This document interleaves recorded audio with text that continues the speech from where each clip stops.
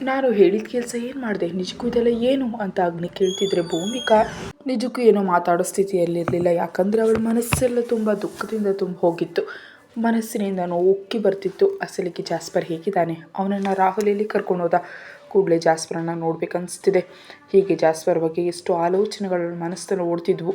ತನ್ನ ಸುತ್ತ ನಡೆಯೋ ವಿಷಯಗಳನ್ನ ನಿಜಕ್ಕೂ ಗಮನಿಸೋ ಪರಿಸ್ಥಿತಿಯಲ್ಲಿ ಭೂಮಿಕಾ ಇರಲಿಲ್ಲ. ಈಗ ಭೂಮಿಕಾಳನ್ನು ಎಷ್ಟು ಕೇಳಿದ್ರು ಪ್ರಯೋಜನ ಇಲ್ಲ, ಅವಳು ಮಾತಾಡೋದಿಲ್ಲ. ಆದ್ದರಿಂದ ಬೆಳಗಾದ ಮೇಲೆ ಬಂದು ಮಾತಾಡೋಣ ಅಂತ ಅಗ್ನಿ ಅಂದ್ಕೊಳ್ತಾನೆ. ಯಾಕಂದರೆ ಈಗ ಅವಳನ್ನು ಏನು ಮಾಡಿದ್ರು ಅವಳು ಬಾಯಿ ಬಿಡೋದಿಲ್ಲ ಅಂತ ತಿಳಿದ ಅಗ್ನಿ ಹಾಗೆ ಹೊರಟು ಹೋಗ್ತಾನೆ. ಭೂಮಿಕಾ ಹಾಗೆ ಯೋಚಿಸ್ತಾ ಮಲಗಿಬಿಡ್ತಾಳೆ.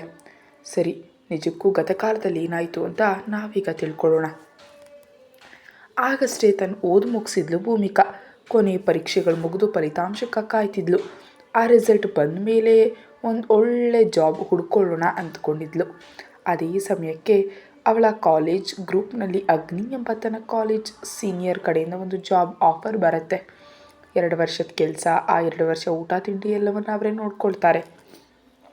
ಕೆಲಸ ಯಶಸ್ವಿಯಾದರೆ ಅವ್ರಿಗೆ ಒಳ್ಳೆ ಹಣ ಕೊಟ್ಟು ವಾಪಸ್ ಕಳಿಸ್ತಾರೆ.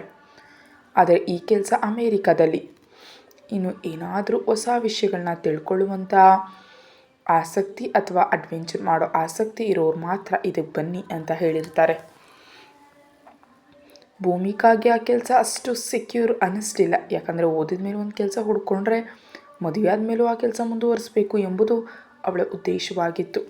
ಆದರೆ ಈ ಕೆಲಸವೋ ಕೇವಲ 2 ವರ್ಷ ಮಾತ್ರ, ಆಮೇಲೆ ಬಿಟ್ಬಿಡಬೇಕು, ಮತ್ತೆ ಹೊಸದು ಹುಡ್ಕೋಬೇಕು. ಅದಕ್ಕೆ ಅವಳಿಗಷ್ಟು ನಂಬಿಕೆ ಬರಲಿಲ್ಲ.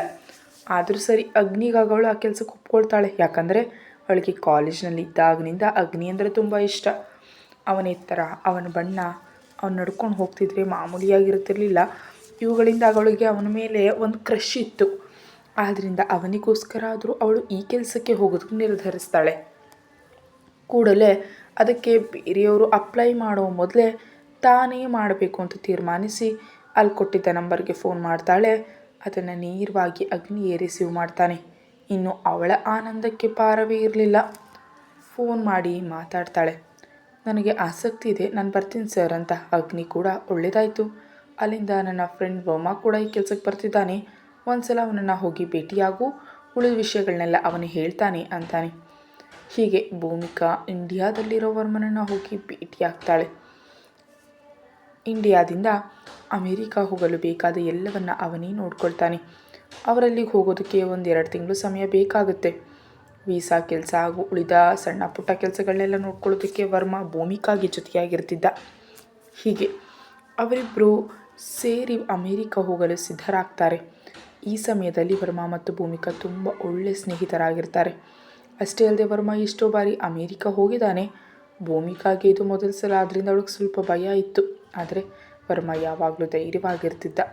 ವರ್ಮನ ವಿಷಯಕ್ಕೆ ಬಂದರೆ ಅವನು ನೋಡೋದಕ್ಕೆ ಚೆನ್ನಾಗಿದ್ದಾನೆ. ಎತ್ತರ, ಬಣ್ಣ ಎಲ್ಲವೂ ಪರ್ಫೆಕ್ಟ್ ಆಗಿದೆ. ತುಂಬ ಅಚ್ಚುಕಟ್ಟಾಗಿ ಮಾತಾಡ್ತಾನೆ. ಅವನು ಮಾಡೋ ಕೆಲಸದಲ್ಲಿ ಅಥವಾ ಮಾತಾಡೋ ಮಾತುಗಳಲ್ಲಿ ತುಂಬ ಪ್ರಬುದ್ಧತೆ ಇರುತ್ತೆ. ಮೊದಲಿನಿಂದಲೂ ಭೂಮಿಕಾಳನ್ನು ಒಬ್ಬ ಸಣ್ಣ ಮಗುವಿನಂತೆ ನೋಡ್ಕೊಳ್ತಾ ಇದ್ದ. ಅದರಿಂದಾಗಿ ವರ್ಮಾ ಮತ್ತು ಭೂಮಿಕಾ ಬೆಸ್ಟ್ ಫ್ರೆಂಡ್ಸ್ ಆಗಿಬಿಟ್ರು. ಅಷ್ಟೇ ಅಲ್ಲದೆ ವರ್ಮನ ಸ್ವಭಾವ ಎಂಥದ್ದು ಅಂದರೆ ತನಗಿಷ್ಟವಾದದನ್ನು ಮಾತ್ರ ಮಾಡ್ತಾನೆ.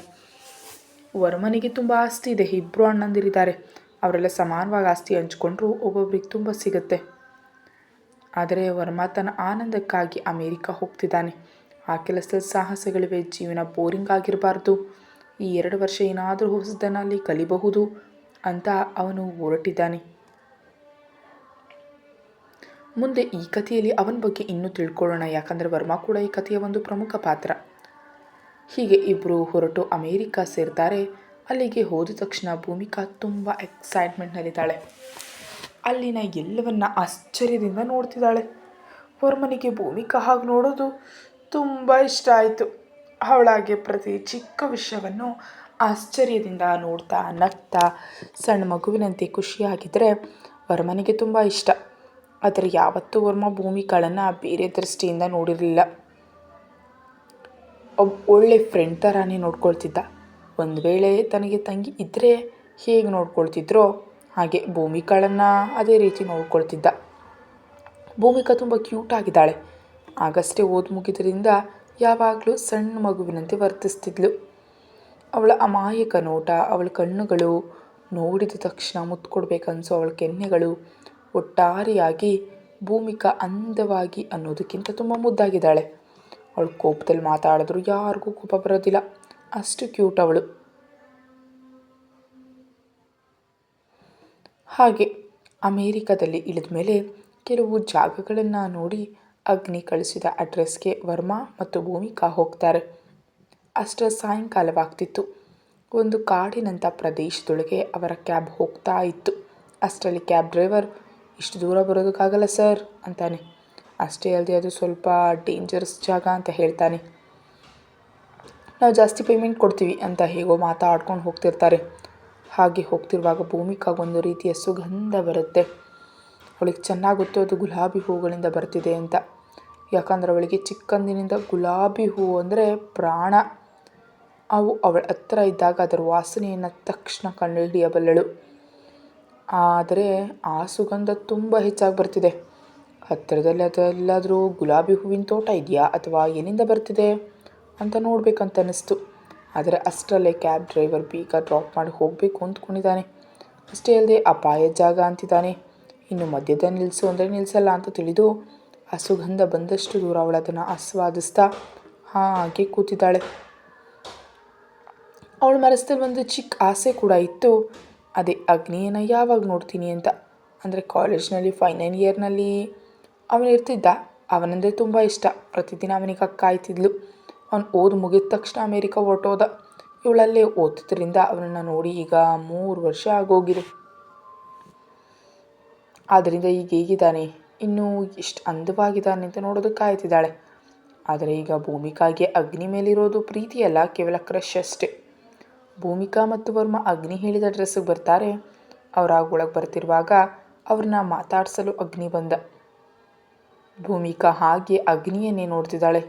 ಯಾಕಂದ್ರೆ ಅವನು ಮೊದಲಿಗಿಂತ ಈಗ ತುಂಬ ಅಂದವಾಗಿದ್ದಾನೆ. ಅಮೇರಿಕಾದಲ್ಲಿರೋದ್ರಿಂದ ತುಂಬ ಬೆಳಗಾಗಿದ್ದಾನೆ. ಅವನನ್ನು ನೋಡಿದ ತಕ್ಷಣ ಒಮ್ಮೆಲೆ ತಾನು ಕಾಲೇಜ್ನಲ್ಲಿದ್ದಾಗ ಅವರನ್ನು ಹೇಗೆ ಕಳ್ಳನಂತೆ ನೋಡ್ತಿದ್ಲು, ಅವನಿಂದ ಹೇಗೆ ಹೋಗ್ತಿದ್ಲು, ಇವೆಲ್ಲವನ್ನ ನೆನಪು ಮಾಡ್ಕೊಳ್ತಾಳೆ. ಅಗ್ನಿ ಅವಳು ಸ್ತಂಭದಂತೆ ನಿಂತು ಬಿಟ್ಟಿರೋದನ್ನು ನೋಡಿ, ಹಲೋ ಮೇಡಮ್, ಸ್ವಲ್ಪ ಈ ಲೋಕಕ್ಕೆ ಬರ್ತೀರಾ ಅಂತಾನೆ. ಕೂಡೆ ಪಕ್ಕದಲ್ಲಿದ್ದ ವರ್ಮ ಭೂಮಿಕಾಳನ್ನ ಹಿಡಿದು, ಏನಾಯ್ತು ನಿನಗೆ ಅಂತಾನೆ. ಆಗ ಈ ಲೋಕಕ್ಕೆ ಬಂದ ಭೂಮಿಕಾ, ಚೆನ್ನಾಗಿದ್ದೀರಾ, ಹೇಗಿದ್ದೀರಾ ಅಂತ ಏನೇನೋ ಮಾತಾಡ್ತಾಳೆ. ಹಾಗೆ ಚೆನ್ನಾಗಿ ಮಾತಾಡಿ ಮೇಲೆ ಬಲಭಾಗದಲ್ಲಿ ಒಂದು ರೂಮ್ ಇದೆ, ಅಲ್ಲಿ ನೀನಿರು ಅಂತ ಅವಳಿಗೆ ಹೇಳ್ತಾನೆ. ವರ್ಮನಿಗೆ ಕೆಳಗಿನ ಒಂದು ರೂಮ್ ತೋರಿಸ್ತಾನೆ. ಭೂಮಿಕಾ ತನ್ನ ರೂಮ್ಗೆ ಹೋಗ್ತಾಳೆ. ಮೇಲೆ ತನ್ನ ರೂಮ್ಗೆ ಹೋಗಿ ನೋಡಿದ್ರೆ ಅದು ಎಷ್ಟು ಅಂದವಾಗಿದೆ ಅಂದರೆ ಮಾತುಗಳಲ್ಲಿ ಹೇಳೋದಕ್ಕೆ ಅಸಾಧ್ಯ. ಆ ಬೆಡ್ ಅಂತೂ ತುಂಬ ದೊಡ್ಡದಾಗಿದೆ. ಭೂಮಿಕಾ ಬೆಡ್ ನೋಡಿದ ತಕ್ಷಣ ಓಡ್ತಾ ಹೋಗಿ ಅದರ ಮೇಲೆ ಹಾರ್ತಾಳೆ. ಅವಳಿಗದು ತುಂಬ ಸಾಫ್ಟಾಗಿ ಅನಿಸುತ್ತೆ. ತುಂಬ ನಗ್ತಾಳೆ. ಇದೆಲ್ಲ ತುಂಬ ಚೆನ್ನಾಗಿದೆ, ನಂಗೆ ತುಂಬ ಇಷ್ಟ ಆಯಿತು ಅಂದ್ಕೊಳ್ತಾ ಬೆಡ್ ಮೇಲೆ ಅತ್ತ ಇತ್ತ ಹೊರಳಾಡ್ತಾಳೆ. ಅಲ್ಲಿ ಒಂದು ಸಣ್ಣ ಮಗುವಿನಂತೆ ವರ್ತಿಸ್ತಿದ್ದಾಳೆ. ರೂಮ್ ಪೂರ್ತಿ ಸುತ್ತಿ ನೋಡ್ತಾಳೆ. ಆ ರೂಮ್ ಪೂರ್ತಿ ಬಿಳಿ ಮತ್ತು ಪಿಂಕ್ ಎರಡೂ ಬಣ್ಣ ಸೇರಿ ತುಂಬ ಅಂದವಾಗಿತ್ತು. ಇದೆಲ್ಲ ಚೆನ್ನಾಗಿದೆ, ಆದರೆ ನಿಜಕ್ಕೂ ಅಗ್ನಿ ಯಾಕೆ ಈ ರೀತಿ ಕಾಡಿನೊಳಗೆ ಕರ್ಕೊಂಡು ಬಂದು ಇಲ್ಲಿರಿಸಿದ್ದಾನೆ ಅಂತ ಮನಸ್ಸಲ್ಲಿ ಅಂದ್ಕೊಳ್ತಾಳೆ. ಮತ್ತು ಅಸಲಿಗೆ ಯಾವ ಕೆಲಸಕ್ಕೆ ನಮ್ಮನ್ನು ಕರೆಸಿದಾನಂತ ಗೊತ್ತಿಲ್ವಲ್ಲ ಅಂದ್ಕೊಂಡು ಪ್ರಯಾಣ ಮಾಡಿ ಬಂದಿದ್ದರಿಂದ ಸ್ವಲ್ಪ ಹೊತ್ತು ರೆಸ್ಟ್ ತಗೊಳ್ಳೋಣ ಅಂತ ಫ್ರೆಶ್ ಆಗಿ ಬಂದು ವಿಶ್ರಾಂತಿ ತಗೊಳ್ತಾಳೆ. ಹಾಗೆ ಆ ರಾತ್ರಿ ಕಳೆದು ಹೋಗುತ್ತೆ. ಬೆಳಗ್ಗೆ ಎದ್ದು ನೋಡೋ ಅಷ್ಟರಲ್ಲಿ 10 ಗಂಟೆ ಆಗಿರುತ್ತೆ. ಅವಳು ಬಾಲ್ಕನಿಯಿಂದ ತಂಪಾದ ಗಾಳಿ ಮತ್ತು ಬೆಳಕು ಬರ್ತಿರುತ್ತೆ. ಕೂಡಲೇ ಅವಳು ಎದ್ದೋಗಿ ಬಾಲ್ಕನಿ ಕಡೆ ನೋಡ್ತಾ ಆ ಕಾಡಿನಿಂದ ಬರೋ ಗಾಳಿಯನ್ನು ಆಸ್ವಾದಿಸ್ತಾ ಇರ್ತಾಳೆ. ಸಮಯ ಹೆಚ್ಚಾದ್ರಿಂದ ಹೋಗಿ ಚೆನ್ನಾಗಿ ಫ್ರೆಶ್ ಆಗಿ ರೆಡಿಯಾಗಿ ಕೆಳಗೆ ಬರ್ತಾಳೆ.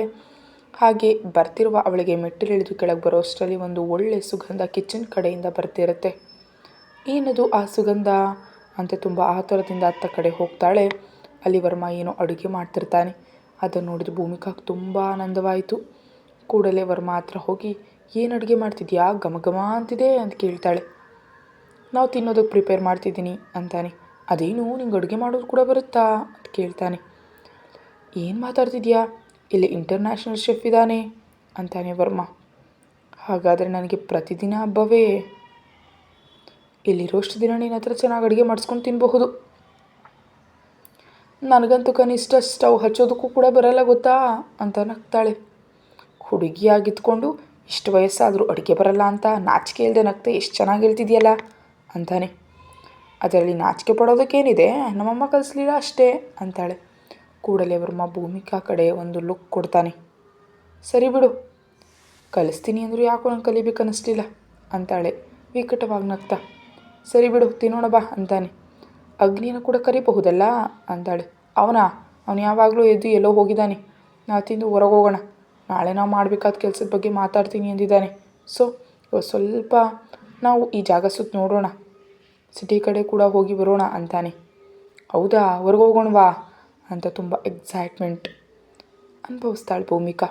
ಅವಳ ಖುಷಿಯಾಗೋದು ನೋಡಿ ವರ್ಮ, ಪ್ರತಿ ವಿಷಯಕ್ಕೂ ಯಾಕೆ ಸಣ್ಣ ಮಕ್ಕಳ ಥರ ಇಷ್ಟೊಂದು ಎಕ್ಸೈಟ್ ಆಗ್ತೀಯಾ ಅಂತಾನೆ. ಆದರೆ ಏನಾಯ್ತೀಗ, ದೊಡ್ಡವರಾಗಿ ನಾವು ಅಷ್ಟೊಂದು ಸಾಧಿಸೋದೇನಿದೆ, ಸಣ್ಣ ಸಣ್ಣ ವಿಷಯಗಳಲ್ಲೇ ಆನಂದ ಹುಡ್ಕೊಳ್ಳೋದ್ರಲ್ಲಿ ತಪ್ಪಿಲ್ವಲ್ಲ ನಗ್ತಾ. ಹೌದು, ತಪ್ಪಿಲ್ಲ ಅಂತಾನೆ ವರ್ಮ. ಹಾಗೆ ನೀನು ನೈಟ್ ಗಮನಿಸ್ದೆ, ಯಾಕೆ ಅಗ್ನಿನ ಅಷ್ಟೊಂದು ನೋಡ್ತಿದ್ದೆ, ಏನು ವಿಷಯ ಅಂತಾನೆ ವರ್ಮ. ಹೇಳ್ಕೊಳ್ಳುವಷ್ಟು ದೊಡ್ಡ ವಿಷಯ ಏನಿಲ್ಲ, ಆದರೆ ನಾನು ಕಾಲೇಜ್ನಲ್ಲಿದ್ದಾಗ ಅಗ್ನಿ ಅಂದರೆ ತುಂಬ ಇಷ್ಟ ಇತ್ತು ಅಂತಾಳೆ. ಅದಕ್ಕೆ ವರ್ಮ, ಆಹಾ ಕ್ರಶ್ಶಾ ಅಂತ ರೇಗಿಸ್ತಾನೆ. ಕ್ರಶ್ ಅಷ್ಟೇ, ಅದಕ್ಕಿಂತ ಹೆಚ್ಚೇನಿಲ್ಲ. ಆದರೂ ಕ್ರಶ್ ಎಂಬುದು ಕೆಲವು ದಿನ ಮಾತ್ರ ಚೆನ್ನಾಗಿರುತ್ತೆ, ಅದು ಪ್ರೀತಿಯಾಗಿ ಬದಲಾಗಲ್ಲ. ಒಂದು ವೇಳೆ ಬದಲಾದರೆ ಆಗ ನೋಡೋಣ ಏನಾಗುತ್ತೋ ಅಂತಾಳೆ. ಹಾಗೆ ಅವರು ಮಾತಾಡ್ತಾ ಊಟ ಮಾಡ್ತಾರೆ. ನಿಧಾನವಾಗಿ ಊಟ ಮಾಡಿ ಮಾತಾಡ್ತಾ ಇಬ್ಬರು ರೆಡಿಯಾಗುವಷ್ಟರಲ್ಲಿ ಸಾಯಂಕಾಲವಾಗಿಬಿಡುತ್ತೆ. ಇನ್ನು ಆಗ ಸಿಟಿಗೆ ಹೋಗಿ ಅಲ್ಲಿ ನೋಡಿ ಬರೋಷ್ಟರಲ್ಲಿ ತುಂಬ ಲೇಟ್ ಆಗುತ್ತೆ ಅಂತ ಹತ್ತರಲ್ಲಿ ಯಾವುದಾದ್ರೂ ರೆಸ್ಟೋರೆಂಟ್ ಇದೆಯೇ ಅಂತ ನೆಟ್ನಲ್ಲಿ ಸರ್ಚ್ ಮಾಡ್ತಾನೆ. ಅದೃಷ್ಟವಶಾತ್ ಅವರಿಗೆ ಒಂದು ರೆಸ್ಟೋರೆಂಟ್ ಸಿಗುತ್ತೆ.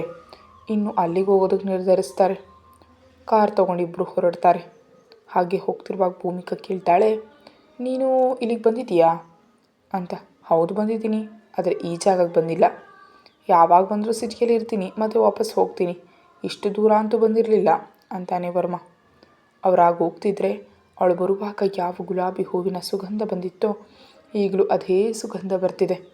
ಆಗ ಅಂದರೆ ಕ್ಯಾಬ್ ಡ್ರೈವರ್ ನಿಲ್ಲಿಸು ಅಂದರೂ ನಿಲ್ಲಿಸಲ್ಲ ಅಂತ ಕೇಳಿರಲಿಲ್ಲ, ಆದರೆ ಈಗ ವರ್ಮಾನೇ ಅಲ್ವಾ, ಅದಕ್ಕೆ ಕೂಡಲೇ ನಿಲ್ಲಿಸು ಅಂತ ಕಿರಿಸ್ತಾಳೆ. ಕೂಡಲೇ ವರ್ಮ ಕಾರ್ ನಿಲ್ಲಿಸ್ತಾನೆ. ಏನಾಯಿತು, ಯಾಕೆ ಕಿರಿಸ್ದೆ ಅಂತಾನೆ. ವಾಸನೆ ಕುಡಿಯುವಂತೆ ಕಣ್ಣು ಮುಚ್ಕೊಂಡು, ನಿನಗೇನು ಅರ್ಥ ಆಗ್ತಿಲ್ವಾ, ಇಲ್ಲಿಷ್ಟು ಮಸ್ತ ಸ್ಮೆಲ್ ಬರ್ತಿದೆ ಅಂತಾಳೆ. ಅರ್ಥ ಆಗ್ತಿದೆ, ಆದರೆ ಹೀಗೆ ಇಲ್ಲಿ ನಿಲ್ಲಿಸೋದು ಒಳ್ಳೇದಲ್ಲ, ಇದು ನಮ್ಮ ಇಂಡಿಯಾ ಅಲ್ಲ ಅಂತಾನೆ. ಏನೋ ಅದೆಲ್ಲ ನಂಗೆ ಗೊತ್ತಿಲ್ಲ, ಇಲ್ಲಿ ಹತ್ರದಲ್ಲಿ ಗುಲಾಬಿ ಹೂವಿನ ತೋಟ ಇದ್ದಂತಿದೆ, ಒಂದ್ಸಲ ನೋಡಿ ಬರೋಣ ಅಂತ ತುಂಬ ಬಲವಂತ ಮಾಡಿ ಕಾರ್ ಇಳಿತಾಳೆ. ವರ್ಮ ಮಾಡೋದೇನಿಲ್ಲದೆ ತಾನು ಕೂಡ ಕಾರ್ ಸ್ವಲ್ಪ ಪಕ್ಕಕ್ಕೆ ಪಾರ್ಕ್ ಮಾಡಿ ಇಳಿದವಳಿಂದೆ ಹೋಗ್ತಾನೆ. ಆದರೆ ನಿಜವಾಗಿಯೂ ಅಲ್ಲಿ ಒಂದು ದೊಡ್ಡ ಗುಲಾಬಿ ತೋಟ ಕಾಣಿಸುತ್ತೆ. ಗುಲಾಬಿ ಹೂವಿನ ತೋಟ ನೋಡಿದ ತಕ್ಷಣ ಆಶ್ಚರ್ಯದಿಂದ ಭೂಮಿಕಾಳ ಕಣ್ಣುಗಳು ತುಂಬ ದೊಡ್ಡದಾದವು. ಯಾಕಂದರೆ ಆ ಗುಲಾಬಿ ತೋಟ ಅಷ್ಟು ಅಂದವಾಗಿತ್ತು. ಅಷ್ಟೇ ಅಲ್ಲದೆ ಒಂದು ರೀತಿ ಒಳ್ಳೆ ಸುಗಂಧ ಅದರಿಂದ ಬರ್ತಿದೆ. ಎಂಥವರು ಅದಕ್ಕೆ ಮರುಳಾಗಲೇಬೇಕು ಅಂತ ಭೂಮಿಕಾ ತನ್ನ ಮನಸ್ಸಿನಲ್ಲೇ ಅಂದ್ಕೊಳ್ತಿದ್ದಾಳೆ. ಇನ್ನು ಕೂಡಲೇ ಆ ತೋಟದೊಳಗೆ ಹೋಗಿ ಆ ಹೂವುಗಳ ವಾಸನೆಯನ್ನು ನೋಡ್ತಾಳೆ. ಅದನ್ನು ದೂರದಲ್ಲಿ ನಿಂತು ನೋಡ್ತಿದ್ದಂಥ ವರ್ಮ ಭೂಮಿಗಳನ್ನು ಜೋರಾಗಿ ಕರೆದು, ಅವುಗಳನ್ನ ಕೀಳಬಾರ್ದು, ಅದು ಕಾನೂನು ಬಾಹಿರ ಗೊತ್ತಾ, ಎಲ್ಲಿಯೂ ಯಾರು ಪರ್ಮಿಷನ್ ಇಲ್ಲದೆ ಯಾವುದನ್ನು ಮುಟ್ಟಬಾರ್ದು ಅಂತಾನೆ. ನಾನು ಯಾಕೆ ಕೀಳ್ತೀನಿ ಹೇಳು, ಕೇವಲ ಈ ಸ್ಮೆಲ್ ಆಸ್ವಾದಿಸ್ತಿದ್ದೀನಿ ಅಷ್ಟೇ ಅಂತಾಳೆ ಭೂಮಿಕಾ. ಹಾಗೆ ಕೆಲವು ನಿಮಿಷಗಳ ನಂತರ, ಇನ್ನು ಹೋಗೋಣ, ಇನ್ನು ಲೇಟಾದರೆ ಇರೋ ಆ ಒಂದು ರೆಸ್ಟೋರೆಂಟ್ ಕೂಡ ಮುಚ್ಚಿ ಹೋಗುತ್ತೆ ಅಂತಾನೆ ವರ್ಮ. ಅದನ್ನು ನೋಡಿದ ಆನಂದದಲ್ಲಿ ಭೂಮಿಕಾ, ಸರಿ ಇಲ್ಲೇ ಇರ್ತೀವಲ್ಲ, ಯಾವಾಗ ಬೇಕೋ ಆಗಿ ಇಲ್ಲಿಗೆ ಬರಬಹುದು ಅಂತ ತುಂಬ ಆನಂದದಿಂದ ವಾಪಸ್ ಹೊರಡ್ತಾಳೆ. ಹಾಗೆ ಅವರು ಮತ್ತೆ ಸ್ಟಾರ್ಟ್ ಆಗಲಿಂದ ಹೊರಡ್ತಾರೆ.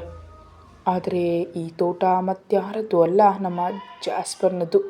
ಅವನೆಷ್ಟು ಇಷ್ಟದಿಂದ ಈ ಗುಲಾಬಿ ಹೂಗಳನ್ನ ಬೆಳೆಸ್ತಿದ್ದಾನೆ. ಅವುಗಳಿಂದ ಒಂದು ಒಳ್ಳೆಯ ವಿಶಿಷ್ಟವಾದ ಯುನೀಕ್ ವಾಸನೆ ಬರುವಂತೆ ಒಂದು ಪರ್ಫ್ಯೂಮ್ ಅವನು ತಯಾರು ಮಾಡಿರ್ತಾನೆ. ಪ್ರತಿದಿನದಂತೆ ಜಾಸ್ಪರ್ ತನ್ನ ತೋಟವನ್ನು ನೋಡೋದಕ್ಕೆ ಅಲ್ಲಿಗೆ ಬರ್ತಾನೆ. ಸುತ್ತಲೂ ತಿರುಗಿ ಆ ತೋಟ ನೋಡ್ತಿರ್ತಾನೆ. ಆದರೆ ಅವನಿಗೆ ಅಲ್ಲಿ ಯಾರೋ ಬಂದ ಭಾವನೆ ಉಂಟಾಗ್ತದೆ. ನನಗೆ ತಿಳಿಯದಂತೆ ಒಳಗೆ ಯಾರೂ ಬರೋದಕ್ಕೆ ಸಾಧ್ಯ ಇಲ್ಲ, ಆದರೆ ಯಾರು ಬಂದರು, ನನಗೆ ಯಾಕೆ ಈಗ ಅನ್ನಿಸ್ತಿದೆ ಅಂತ ಅಂದ್ಕೊಳ್ತಿರ್ತಾನೆ. ಎಷ್ಟು ಯೋಚಿಸಿದ್ರು ಅವನಿಗೆ ಯಾರು ಎಂಬುದು ಅರ್ಥವಾಗುವುದಿಲ್ಲ. ಕೂಡಲೇ ಅವನು ಕಣ್ಣು ಮುಚ್ಚಿಕೊಂಡು ಅಲ್ಲಿ ಬರ್ತಿರೋ ವಾಸನೆಯನ್ನು ಆಧರಿಸಿ ಅಲ್ಲಿಗೆ ಯಾರು ಬಂದಿದ್ರು ಅಂತ ನೋಡೋದಕ್ಕೆ ಬಯಸ್ತಾನೆ. ಹಾಗೆ ಕಣ್ಣು ಮುಚ್ಚಿ ನೋಡಿದ್ರೆ ಅಲ್ಲಿಗೆ ಒಬ್ಬ ಹುಡುಗಿ ಬಂದು ಆ ಹೂಗಳ ವಾಸನೆ ನೋಡಿ ಹೋಗಿರೋದು ಕಾಣಿಸುತ್ತೆ. ಆದರೆ ಇಲ್ಲಿ ಜಾಸ್ಪರ್ನಿಗೆ ಶಾಕಿಂಗ್ ಅನಿಸಿದ ವಿಷಯ ಏನಂದರೆ, ನಿಜಕ್ಕೂ ಆ ಹುಡುಗಿ ನಾನು ಹಾಕಿದ ಮಂತ್ರದ ಗೆರೆಗಳನ್ನ ದಾಟಿ ಹೇಗೆ ಒಳಗೆ ಬರೋದಕ್ಕೆ ಸಾಧ್ಯ ಆಯಿತು? ಅದು ಮನುಷ್ಯರಿಂದ ಅಸಾಧ್ಯವಾದ ಕೆಲಸ ಅಂತ ತುಂಬ ಯೋಚಿಸ್ತಿರ್ತಾನೆ. ಆದರೆ ಅವನಿಗೆ ಉತ್ತರ ಮಾತ್ರ ನಿಜಕ್ಕೂ ಸಿಗೋದಿಲ್ಲ. ಮಂತ್ರಗಳು, ಆ ಭೂಮಿಕಾ ಬಂದ ವಿಷಯವನ್ನು ತನ್ನ ಆಲೋಚನೆಗಳಿಂದ ನೋಡೋದು, ಇವೆಲ್ಲವನ್ನು ಜಾಸ್ಪರ್ ಹೇಗೆ ಮಾಡ್ತಿದ್ದಾನೆ ಎಂಬುದು ನಮಗೆ ಚೆನ್ನಾಗಿ ಗೊತ್ತು. ಅವನು ಒಬ್ಬ ವ್ಯಾಂಪರ್ ಆದ ಕಾರಣ. ಇನ್ನೊಂದು ಕಡೆ ರೆಸ್ಟೋರೆಂಟ್ಗೆ ಹೋದ ವರ್ಮಾ ಮತ್ತು ಭೂಮಿಕಾ ಒಳಗೆ ಹೋಗಿ ಕೂತ್ಕೊಳ್ತಾರೆ. ಆದರೆ ಅದು ಬಾರ್ ಆ್ಯಂಡ್ ರೆಸ್ಟೋರೆಂಟ್. ಅಲ್ಲಿಗೆ ಹತ್ತಿರದಲ್ಲಿರೋ ದೊಡ್ಡ ರೆಸ್ಟೋರೆಂಟ್. ಅದೇ ಆದ ಕಾರಣ ಅಲ್ಲಿ ಎಲ್ಲವೂ ಸಿಗುತ್ತೆ. ಅಪರೂಪಕ್ಕಲ್ಲಿ ಪಾರ್ಟಿಗಳು ಕೂಡ ಮಾಡ್ಕೊಳ್ತಾರಂತೆ. ಅದೊಂದು ವಿಶಿಷ್ಟ ಜಾಗ. ಕುಳಿತ ಭೂಮಿಕಾ ಮೆನು ಕಾರ್ಡ್ ತೆಗೆದು ನೋಡ್ತಿದ್ದಾಳೆ. ಎಲ್ಲವೂ ಒಂದು ಕಡೆ. ಆದರೆ ಅವಳ ಕಣ್ಣಿಗೆ ಬಿದ್ದಿದ್ದು ಮಾತ್ರ ಸ್ಪೆಷಲ್ ಡ್ರಿಂಕ್ ಎಂಬುದು. ಕೂಡಲೇ ವೇಟರ್ನನ್ನು ಕರೆದು, ನನಗೆ ಈ ಸ್ಪೆಷಲ್ ಡ್ರಿಂಕ್ ಬೇಕು ಅಂತ ಕೇಳ್ತಾಳೆ. ಅಯ್ಯೋ ಮೇಡಮ್, ಇದು ಈಗ ಸಿಗೋದಿಲ್ಲ, ಈಗ ನಮ್ಮ ಸರ್ ಇಲ್ಲ, ಹೊರಟೋಗಿದ್ದಾರೆ, ಸೊ ಇದನ್ನು ನಿಮಗೆ ಮಾಡಿಕೊಡೋದಕ್ಕಾಗೋದಿಲ್ಲ ಅಂತಾರೆ. ನಮ್ಮ ಹಠಮಾರಿ ಭೂಮಿಕಾ ಸುಮ್ಮನೆ ಇರ್ತಾಳ. ಅದೇನು 24 ಗಂಟೆ ಲಭ್ಯ ಇರ್ತೀವಿ ಎಂದಿದ್ದೀರಾ, ಅಂದಮೇಲೆ ಈ ಸ್ಪೆಷಲ್ ಡ್ರಿಂಕ್ ನಂಗೆ ಕೊಡಲೇಬೇಕು. ಅಷ್ಟೇ ಅಲ್ಲದೆ ನಾನು ಮೊದಲ ಬಾರಿ ಇಲ್ಲಿಗೆ ಬಂದಿದ್ದೀನಿ ಅಂತ ಗಲಾಟೆ ಮಾಡ್ತಾಳೆ. ವರ್ಮಾ ಸುಮ್ಮನಿರಲು ಹೇಳಿದ್ರು ಅವಳು ಸುಮ್ಮನಾಗೋದಿಲ್ಲ. ಹೀಗಾದರೂ ಮಾಡಿ ನನಗೀಗ ಈ ಡ್ರಿಂಕ್ ಬೇಕು. ನಿಮ್ಮ ಸರ್ ಇಳಿತಿದ್ರೆ ಏನಾಯಿತು, ನೀವು ಮಾಡಲಾರಿರಾ ಅಂತಾಳೆ.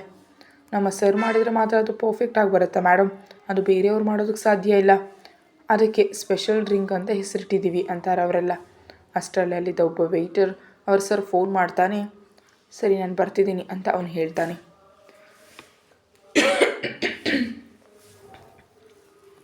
ಕೂಡಲೇ ಬರ್ತಿದ್ದಾರೆ ಮೇಡಮ್, ನೀವು ಸ್ವಲ್ಪ ಹೊತ್ತು ವೆಯ್ಟ್ ಮಾಡಿ, ಖಂಡಿತ ಮಾಡಿಕೊಡ್ತಾರೆ ಅಂತ ನಗ್ನಗ್ತಲೇ ಹೇಳಿ ಹೋಗ್ತಾರೆ. ಭೂಮಿಕಾ ಕೂತ್ಕೊಳ್ತಾಳೆ. ತಿನ್ನೋದಕ್ಕೆ ಆರ್ಡರ್ ಮಾಡಿದವುಗಳನ್ನೆಲ್ಲ ತಂದು ಕೊಡ್ತಾರೆ. ಅವುಗಳನ್ನ ತಿನ್ನುತ್ತಾ ಇರ್ತಾರೆ. ಆದರೆ ಆ ಸರ್ ಮತ್ತು ಯಾರೂ ಅಲ್ಲ, ನಮ್ಮ ಜಾಸ್ಪರ್. ಆ ರೆಸ್ಟೋರೆಂಟ್ ಜಾಸ್ಪರ್ ನಡೆಸ್ತಿದ್ದಾನೆ. ಅಂಥವು ಸಿಟಿಯಲ್ಲಿ ಕೂಡ ಅವನಿಗಿವೆ. ಆದರೆ ಕಾಡಿನಲ್ಲಿರೋದು ಅವನಿಗೆ ಇಷ್ಟ. ಅದಕ್ಕೆ ಇಲ್ಲಿ ಒಂದು ದೊಡ್ಡದನ್ನು ಏರ್ಪಾಡು ಮಾಡಿಕೊಡಿದ್ದಾನೆ. ಅದರಲ್ಲಿರೋ ಸ್ಟಾಫ್ನ ಅವನು ತುಂಬ ಚೆನ್ನಾಗಿ ನೋಡ್ಕೊಳ್ತಾನೆ. ಅವರೆಲ್ಲ ಜಾಸ್ಪರ್ ಫ್ಯಾಮಿಲಿ ಅಂತ ಅವನ ಜೊತೆ ಬೆರೆತು ಹೋಗ್ತಾರೆ. ಭೂಮಿಕಾಗೆ ಒಂದು ಕುತೂಹಲ ಶುರುವಾಯಿತು. ನಿಜಕ್ಕೂ ಯಾರಾ ಸರ್, ಆ ಡ್ರಿಂಕ್ ಅಷ್ಟು ಚೆನ್ನಾಗಿ ಮಾಡ್ತಾರಾ ಅಂದ್ಕೊಳ್ತಾಳೆ. ಅಷ್ಟೇ ಅಲ್ಲದೆ ಇವರೆಲ್ಲ ಅವನ ಬಗ್ಗೆ ಅಷ್ಟು ಬಿಲ್ಡಪ್ ಕೊಡ್ತಿದ್ದಾರೆ ಅಂದರೆ ಅವನು ಯಾರು ಅಂತ ಖಂಡಿತ ನೋಡಬೇಕು ಅಂತ ಆತುರವಾಗಿದ್ದಾಳೆ. ಎಷ್ಟು ಹೊತ್ತಿನಿಂದ ವೆಯ್ಟ್ ಮಾಡ್ತಿದ್ದಾಳೆ. ಆಗ ವೆಯ್ಟರ್ ಅವಳ ಹತ್ರ ಬಂದು, ಸರ್ ಬಂದರು ಮೇಡಮ್, ಇನ್ನು ಕೇವಲ 5 ನಿಮಿಷ ಅಂತ ಹೇಳ್ತಾನೆ. ಬಂದಿದ್ದಾರಾ, ಎಲ್ಲಿ, ನಂಗೆ ಕಾಣಿಸ್ಲಿಲ್ವಲ್ಲ ಅಂತಾಳೆ ಭೂಮಿಕಾ. ಹೊರಗಡೆ ಇದ್ದಾರೆ ಮೇಡಮ್, ಒಳಗೆ ಬರ್ತಾರೆ ಅಂತ ಅವನು ಹೇಳ್ತಾನೆ. ಅದೇನೋ ನಿಮ್ಮ ಸರ್ ಜ್ಯೂಸನ್ನ ಹೊರಗಡೆ ಮಾಡ್ತಿದ್ದಾರಾ ಅಂತಾಳೆ ಭೂಮಿಕಾ. ಅಯ್ಯೋ, ಒಳಗೆ ಬರ್ತಿದ್ದಾರೆ ಮೇಡಮ್, ನೀವೇ ನೋಡಿ, ಅಷ್ಟು ಅನುಮಾನ ಇದ್ದರೆ ಅಂತಾನೆ ವೆಯ್ಟರ್. ಹಾಗೆ ಮುಖ ಪಕ್ಕಕ್ಕೆ ತಿರುಗಿಸಿ ಭೂಮಿಕಾ ನೋಡ್ತಿದ್ದಾಳೆ. ಗಾಜಿನ ತಲುಪುಗಳನ್ನ ತೆಗೆದುಕೊಂಡು ಜಾಸ್ಪರ್ ಒಳಗೆ ಹೆಜ್ಜೆ ಇಟ್ಟ. ವೈಟ್ ಶರ್ಟ್ ಮಾಡ್ಕೊಂಡಿದ್ದಾನೆ, ಕೈಗೆ ವಾಚ್, ಹೈಟು ವೆಯ್ಟು ಎಲ್ಲವೂ ತುಂಬ ಪರ್ಫೆಕ್ಟ್ ಆಗಿದೆ. ಎಲ್ಲಕ್ಕಿಂತ ಹೆಚ್ಚಾಗಿ ಅವನ ಕಣ್ಣುಗಳಲ್ಲಿ ಬ್ಲೂ ಐಸ್ ತುಂಬ ಆಕರ್ಷಕವಾಗಿವೆ. ಅವನಾಗ ಒಳಗೆ ನಡ್ಕೊಂಡು ಬರ್ತಿದ್ರೆ ಯಾಕೋ ತಿಳಿಯೋದು ಭೂಮಿಕಾಗೆ ಸ್ಲೋ ಮೋಷನ್ನಲ್ಲಿ ತುಂಬ ಅಂದರೆ ತುಂಬ ಅಂದವಾಗಿ ಕಾಣಿಸ್ತಿದ್ದಾನೆ. ಅವನನ್ನು ನೋಡಿದ ಮೇಲೆ ಭೂಮಿಕಾಳ ಬಾಯಿಂದ ಮಾತು ಬರ್ತಿಲ್ಲ. ಹಾಗೆ ಕಣ್ಣು ಮಿಟಕಿಸ್ದೆ ಅವನ ಕಡೆ ನೋಡ್ತಿದ್ದಾಳೆ. ತುಂಬ ಸ್ಟೈಲಾಗಿ ನಡ್ಕೊಂಡು ಬರ್ತಿದ್ದಾನೆ. ಪಕ್ಕದಲ್ಲಿದ್ದ ವರ್ಮಾ ಭೂಮಿಕಾ ಹಾಗೆ ನೋಡುವುದನ್ನು ಕಂಡು ಅವಳನ್ನು ಚುಚ್ಚಿಸ್ತಾ ಇರ್ತಾನೆ. ತನ್ನ ಕಡೆ ತಿರುಗಿಸ್ಕೊಳ್ಳೋದಕ್ಕೆ ನೋಡ್ತಾನೆ. ಆದರೆ ಭೂಮಿಕಾ ನಿಜಕ್ಕೂ ಪ್ರಜ್ಞೆ ಇಲ್ಲದೆ ಜಾಸ್ಪರ್ನ ಮಾಯೆಯಲ್ಲಿ ಬಿದ್ದಂತೆ ಅವನು ಒಳಗೆ ಹೋಗೋವರೆಗೂ ಅವನನ್ನೇ ನೋಡ್ತಾ ಇರ್ತಾಳೆ. ಕತೆ ಮುಂದುವರಿಯುತ್ತೆ. ಹೆಚ್ಚಿನ ವೀಡಿಯೋಗಾಗಿ ಚಾನಲ್ಗೆ ಸಬ್ಸ್ಕ್ರೈಬ್ ಮಾಡಿ ಮತ್ತು ಮೆಂಬರ್ಶಿಪ್ ತಗೊಳ್ಳೋದ್ರ ಮೂಲಕ ವೀಡಿಯೋ ಮೊದಲೇ ನೋಡಿ. Thank you.